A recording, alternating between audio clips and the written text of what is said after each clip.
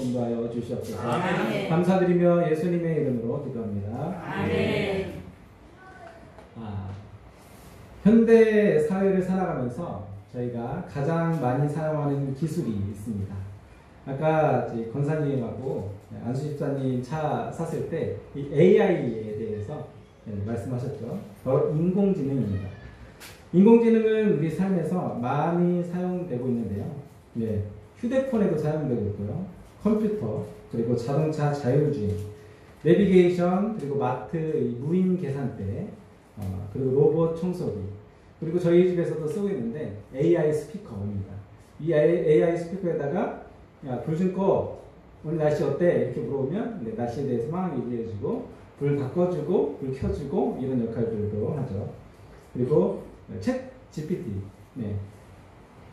이제 우리나라에서 전 세계적으로 제일 많이 쓰고 있는 인공지능 중에 하나입니다. 그런데 이 AI도 실수를 할까요? 하지 않을까요? 네, 실수를 합니다. AI도 실수를 하는데요. 오류가 생기기도 하고요. 심지어 그럴싸하게 거짓말도 합니다. 그래서 저도 챗 GPT를 사용하고 있는데 이 녀석을 뭘 물어보면 다시 검증하는 과정을 꼭 거쳐야 됩니다. 왜냐하면 너무 그럴싸하게 거짓말을 하기 때문에 거짓말도 사실처럼 말하기 때문에 우리가 그런 검증 기간이 없으면 오히려 그걸로 인해서 크게 곤욕을 치를 수가 있습니다. AI는 실패와 실수를 통해서 학습하고 점점 발전해 갑니다. 같은 실수를 반복할 때도 많습니다. 그런 오류 그리고 오차를 줄이고 점점점 발전하는 것이 바로 AI의 핵심입니다. 그런데 AI는 누구를 기반으로 만들어졌을까요? 네, 맞습니다. 사람을 기반으로 만들어졌기 때문에 그들도 똑같이 실수하고 오류도 일으키는 것입니다. 사람도 실수와 실패를 합니다. 그리고 어려움을 통해서 우리가 배우고 더 나은 사람으로 발전되고 변화되어 갑니다. 그럼에도 불구하고 자신의 유익한 일이 생기면 유익이 필요해서 때로는 거짓말도 하게 되고요. 예전에 했던 실수들을 또 반복하기도 합니다. 그래서 실패와 실수를 반복할 때가 많이 있습니다. 본문 말씀에서도 바로 아브라함도 이 실수하고 실패하고 고난을 겪으면서 이 더 넓은 마음을 갖기도 했고요. 성격과 인품도 좋은 성격과 인품으로 성장되고 발전해 나갔습니다. 그럼에도 오늘 말씀에는 아브라함이 예전에 애굽에서 했던 그 실수를 반복하고 말았습니다. 자신의 아내를 누구라고 말했죠? 누이라고 하는 그런 실수를 또 다시 하게 된 것이죠. 창세기 20장 1절로 2절 함께 읽어보겠습니다. 시작. 아브라함이 거기서 네게브 땅으로 옮겨 가데스와 술 사이의 그날에 거류하며 그의 아내 사라를 자기 누이라 하였으므로 그랄 왕 아비멜렉이 사람을 보내어 사라를 데려갔더니. 아멘. 아브라함은 마므레 상수리나무 그 가나안 지역에 있다가 네게브 땅 그랄에 머물게 되었습니다. 그랄은 바로 블레셋 하나의 도시입니다. 하나님은 과거 애굽에서 아내인 사라를 여동생이라고 말했다가 큰 어려움을 겪었던 아브라함이 또다시 같은 실수를 하게 되는데요. 나는 다시는 이런 실수를 하지 않겠다 다짐했던 아브라함이 이번에도 똑같은 실수를 하게 됩니다. 예전과 같은 실수를 하게 된 이유가 무엇이었을까요? 계속해서 문제가 되었던 것은 사실 사라의 외모였습니다. 사라는 너무나 예뻤어요. 가나안 땅을 벗어나 다른 지방에 갈 때마다 아브라함이 목숨에 위협을 느낄 정도로 그는 굉장히 이뻤습니다. 얼마나 이뻤으면 자기가 저 사람들에게 해를 당하고 죽을까봐 걱정할 정도로 이뻤을까? 이런 아브라함의 모습을 보면 어떻게 그럴 수 있지? 자기 아내를 어떻게 다른 사람에게 내어줄 수 있는가라고 생각이 들 수 있습니다. 허나 내가 직접 그 상황에 처해보고 내가 목숨의 위협이 느껴지지 않는다면 사실 그 사람이 처해 있는 그 상황들을, 그 두려움을 우리는 다 알 수 없습니다. 부모님이 소천한 제 아내의 슬픔을 보니까 사실 위로는 하지만 그게 마음에 크게 와닿지 못했어요. 왜냐면 저는 두 분이 살아계시고 경험해보지 못한 그런 감정이기 때문에 위로할지라도 사실 아내가 과연 정말 이 위로가 될까라는 이제 생각도 들었습니다. 그거와 같이 겪어보지 못한 이런 아픔들은 우리는 모를 수밖에 없습니다. 죽음의 위기를 겪지 않았다면 그 죽음에 대한 두려움도 우리는 모릅니다. 제가 이제 군대에서 6주간 훈련병으로 이제 교육을 받을 때 수류탄 축척하는 그 시간이 있었습니다. 세월 수류탄이라고 해서 진짜 전쟁에 쓰는 수류탄입니다. 네. 그리고 그 군대에 가면은 꼭 이제 지적으로 사실 조금 원래 군대 오면 안 되는 친구들이 있는데 그게 이제 검증이 안 돼서 오는 친구들이 있어요. 300명 중에 한두 명 정도 이제 지적 장애가 있는 친구가 이제 오게 됩니다. 그 친구들은 1사로에서 던지는데 1사로는 베테랑 그 조교가 항시 붙어 있습니다. 그런데 제가 그 친구 뒤에 제가 서 있었는데 이게 사람이 느낌이 있는 거예요. 뭔가 일이 터질 것 같은 느낌이. 아니다 다를까 수류탄을 딱 잡고 안전피를 딱 제거했고 수류탄을 던지는데 그 친구가 너무 두려운 나머지 앞으로 던진 게 아니라 엎드리면서 바닥에다 냅다 던진 거예요. 그 수류탄이 똑똑 떨어지고 그 짧은 시간 1초에서 2초 사이에 정말 주마등처럼 수없이 많은 생각들이 오고 가면서 이렇게 사람이 죽는구나 라는 생각을 했습니다. 그 사로 바로 뒤에 들어가 있는 제가 같이 들어있었거든요. 그런데 그 짧은 시간에 조교가 그걸 잡고서 바로 앞에다가 딱 던지고 엎드려! 하고 나서 엎드리고 나서 1초도 안 걸리죠. 한 0.5초 만에 팡 터지는데 그 산 전체가 울릴 정도로 파편이 막 튀고 그런 이제 위험한 상황이 있었습니다.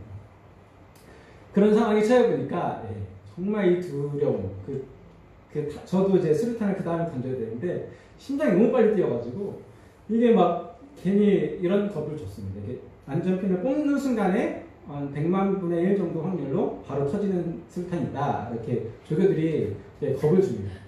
근데 이거 뽑기가 너무 두려운 거예요. 뽑으면 터질 것 같아요. 그럼에도 불구하고 이제 그걸 이겨내고 던졌는데 정말 그 잠깐의 그 공포, 죽음에 대한 두려움을 이기기가 너무나 힘들었다라는 것입니다. 그와 같이 아브라함도 그런 이제 죽음에 대한 두려움을 사실 이기기 힘들었을 것입니다. 그랄은 블레셋 사람 아비멜렉이 다스리는 도시입니다.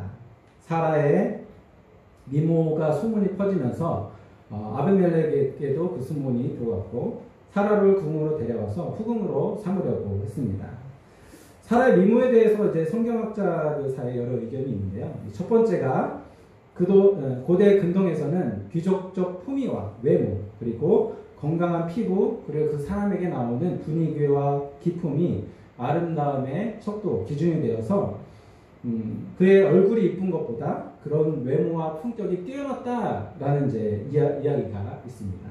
그리고 두 번째는 성경 속의 이제 인물들은 대부분 장수를 했습니다. 그래서 사라 같은 경우는 127세, 그리고 아브라함은 175세까지 살았기 때문에 지금과의 나이가 드는 과정이 다를 거라 생각해서 89세 사라의 나이가 지금으로 따지면 50대가 아니었냐라는 이제 그런 주장도 있습니다. 아브라함이 하란을 떠날 때부터 사라의 아름다움 때문에 목숨의 위협을 항상 받아왔습니다. 창세기 20장 3절 함께 읽어보겠습니다. 시작. 그날 밤 경롱하시고 그에게 이르시되 내가 데려간 이 여인으로 말미암아 내가 죽으리니 그는 남편이 있는 여자입니다.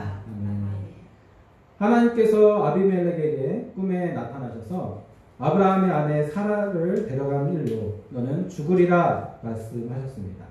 그런데 놀라운 것은 이방 민족인 아비멜렉 그의 반응입니다.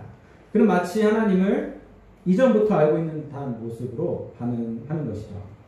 4절, 5절 말씀 함께 읽어보겠습니다. 시작. 아비멜렉이 그 여인을 가까이 하지 아니하였으므로 그가 대답하되 주여 주께서 의로운 백성을 멸하시나이까 그가 나에게 있는 내 의라고 하지 아니하나이까 그 여인도 그는 내 오라비라 하였사오니 나는 온전한 마음과 깨끗한 손으로 그렇게 하였나이다. 아멘. 아비멜렉은 궁준 절차에 따라서 사라를 수금으로 드리기 위해서 절차를 밟았습니다. 아직 사라를 가까이 하지 않았죠. 그렇기 때문에 하나님 앞에서 자신이 죄가 없음을 주장할 수 있었습니다. 아비멜렉은 이렇게 말합니다. 주여 주께서 의로운 백성도 함께 멸하시나이까 이번 일에 대해서는 저는 죄가 없습니다. 이렇게 말합니다. 이렇게 된 것은 아브라함이 자신의 아내를 누이라고 말했기 때문에 벌어진 일이었습니다. 라고 주장합니다. 맞는 말이지만 사실 아비멜렉에게도 아무런 죄가 없는 것은 아니었습니다. 왜냐하면 사라를 데려가기 전에 그 가족들에게 허락을 받는 과정들이 있어야 되는데 자기의 종을 시켜서 데려오기만 했지 그런 과정들이 빠져 있다라는 것이죠. 아비멜렉은 이방임에도 불구하고 그는 타락하지 않았습니다. 도덕적으로 타락하지 않은 사람이었습니다. 왜냐하면 그는 하나님을 알고 있었고 또 하나님을 두려워했던 사람이었습니다. 5절에 아비멜렉은 온전한 마음과 깨끗한 손으로 하였다고 주장합니다. 온전한 마음은 어떤 일을 시작할 때 그 사람의 시작의 동기를 바로 온전한 마음의 중심을 이야기합니다. 그리고 깨끗한 손으로 하였다 이 말은 그 사람의 마음의 중심에서 나오는 이 행동을 바로 말합니다. 전국에 많은 사람들이 교회를 다닙니다. 지금은 이제 예전에 1000만 명이 넘는 이제 기독교인들에서 지금 많이 줄여서 600만 명 정도 된다고 하는데요. 그 많은 사람들이 우리가 다 같은 마음을 가지고 신앙생활을 할까요? 네, 그렇지 않습니다. 어떤 사람은요, 교회에 올 때 인맥을 쌓기 위해서 온 사람도 있고요. 사업을 하기 위해서 교회에 오는 사람도 있습니다. 자신을 드러내고 자신들을 주장하고 싶어서 또 오는 사람도 있고요. 그리고 사람들이 많이 모이니까 이 돈 나올 것 없나 라고 이런 생각으로 또 오는 사람도 있습니다. 그런데 이런 생각으로 오는 사람들 결국 시간이 지나면 어떻게 될까요? 그들의 마음의 중심이 결국에는 행동으로 드러나게 되고 그러므로 말미암아 그들이 교회에서 논란을 일으키는 이제 사건들의 중심이 되기도 합니다.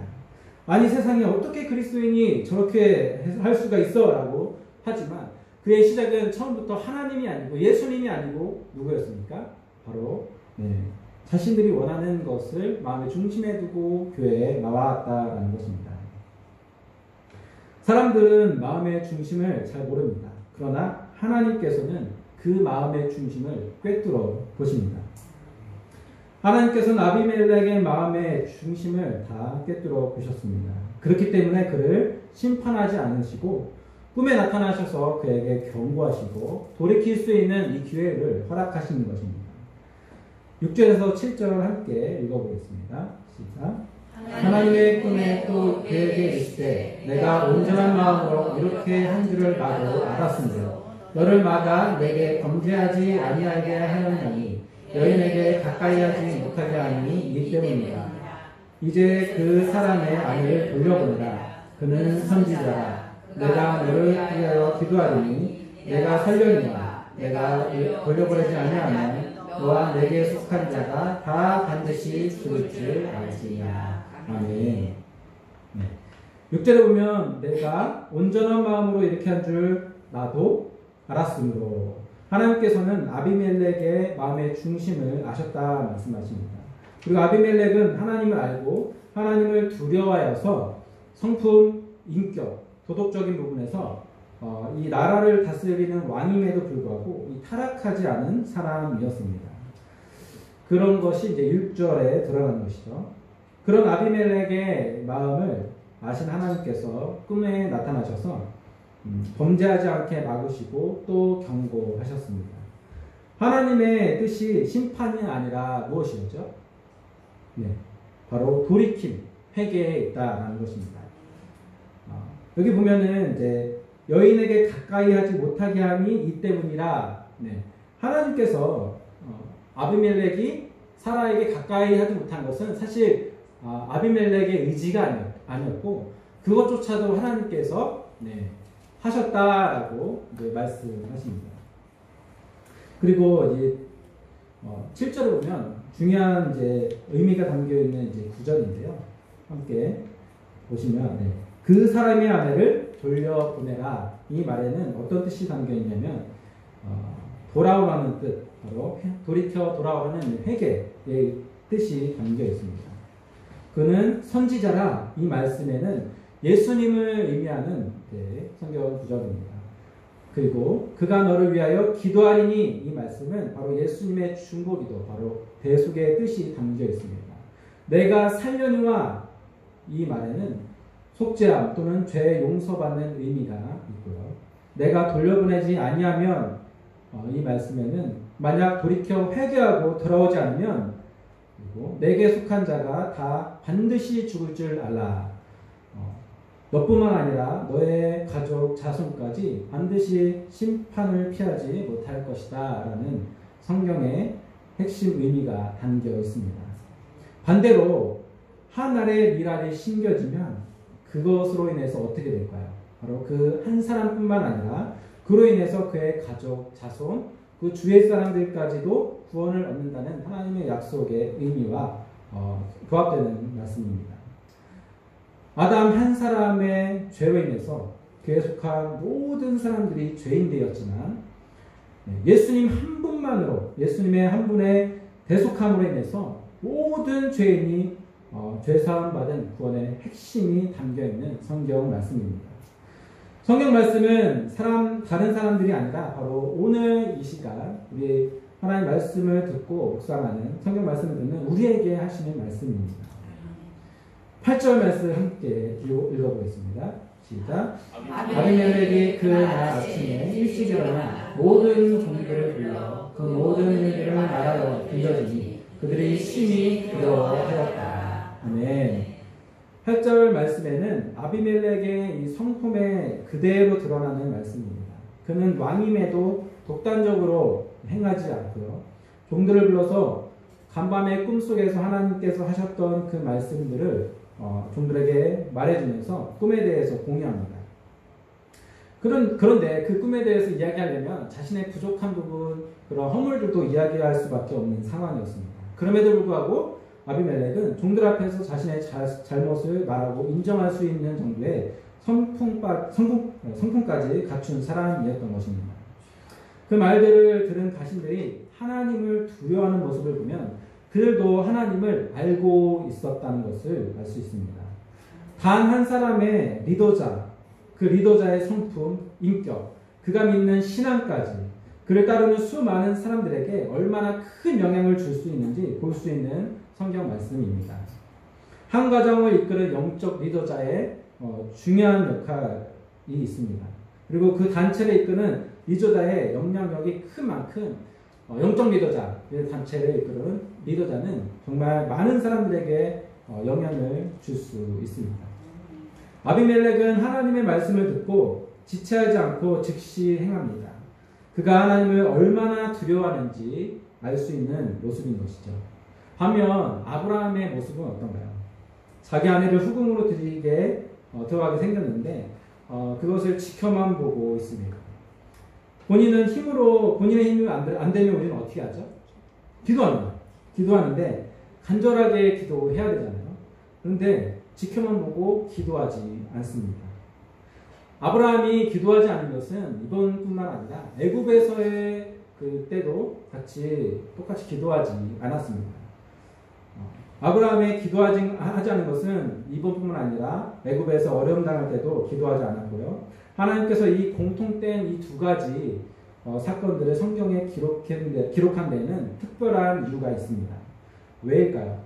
믿음의 조상 아브라함은 그는 왜 기도하지 않았을까요? 우리 그리스도인들이 50년을 신앙생활한다고 치면 그 50년 내내 성령 충만할 수 있을까요? 아니죠. 50년이 뭡니까? 1년에도 성령 충만했다가 또 믿음이 연약해졌다가 이런 과정을 우리는 겪습니다. 신앙에 기복이 있다는 것이죠. 성령 충만할 때에는 나의 그런 어려움이 다 기도다. 그래서 기도하고 그 기도로 인해서 하나님께서 주는 그 성령 충만함으로 우리는 그런 어려움들을 이겨낼 수 있습니다. 그리고 감사함이 입에서 끊이지가 않죠. 그러나 신앙의 침체가 찾아오면 그 환경들이 불평이 되고 불만이 되고 그때는 괜찮았던 이 모든 것들이 두려움으로 다가오기 시작합니다. 그렇게 우리는 기도할 수 없는 상황까지 영적으로 침체될 수 있게 되는 것이죠. 아브라함이 성령 충만할 때는요, 가나안 땅, 바로 약속의 땅 가나안 땅을 떠나지 않았습니다. 척박한 환경에서도 믿음으로 견디고요, 죽음을 두려워하지 않고 조카 롯을 위해 군사를 이끌고 전쟁에 참여하고 전쟁을 이끌었습니다. 그러나 신앙이 약해지고 기복이 찾아오고 그 환경들이 이제는 힘들게 느껴질 때 눈을 들어보면 항상 좋은 곳이 보이고 그 좋은 곳으로 떠나게 되었습니다. 그가 결국 가나안을 떠날 때는 항상 어떨 때입니까? 신앙의 침체기가 오고 믿음이 연약해졌을 때였습니다. 그리고 사라의 그 외모로 인해서 자신의 그 죽음에 대한 두려움이 찾아올 때마다 기도하지 못하고 거짓말로 그 위기를 모면했던 것이죠. 애굽에서도 그랬고 이번 그랄에서도 그렇고 아브라함이 약속의 땅 가나안 땅을 떠나 좋아하고 있는 땅으로 갈 때는 영적으로 연약해진 상태였습니다. 우리가 신앙생활이 무너지면 기도조차 안 나올 때가 있잖아요. 고난과 어려움들이 생겨서 정말 기도조차 못하고 우리 예배당에 엎드려서 기도하려고 하는 순간부터 울음이 터져서 몇 시간 동안 울기만 하다가 돌아갈 때가 있잖아요.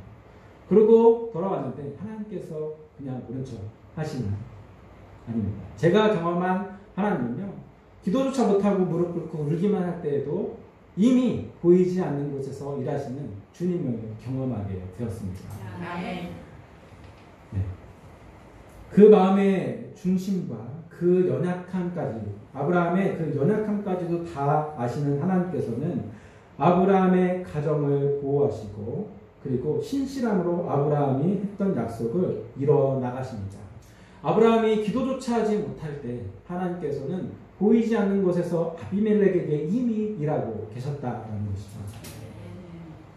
이방인인 아비멜렉과 믿음의 조상 아브라함 두 사람을 대조적으로 보여주시면서 우리에게 무엇을 말씀하시고 싶으신 걸까요? 바로 이 온전한 마음에 대해서 하나님이 말씀하시고 싶으십니다. 하나님 향한 마음, 바로 이것이 온전한 마음입니다. 우리가 신앙생활 하다가 넘어지고 쓰러지고 기도조차 하지 못할 때 우리가 하나님을 완전히 떠나고 버리지 않잖아요. 다만 기도조차 하지 못할 정도로 마음이 어려울 때잖아요.